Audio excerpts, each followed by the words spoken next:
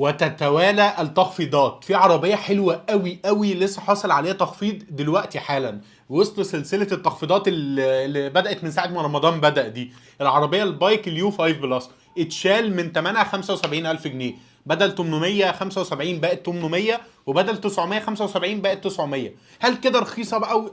العربية صراحة هي دلوقتي أرخص عربية في فئتها دلوقتي حالا. بقت ارخص رغم ان هي مستورده، بقت ارخص من الجيلي ام جراند اللي هي تجميع محلي. بقت ارخص، هي كده كده اصلا ارخص من الانترا الاي دي، ارخص من الام جي 5.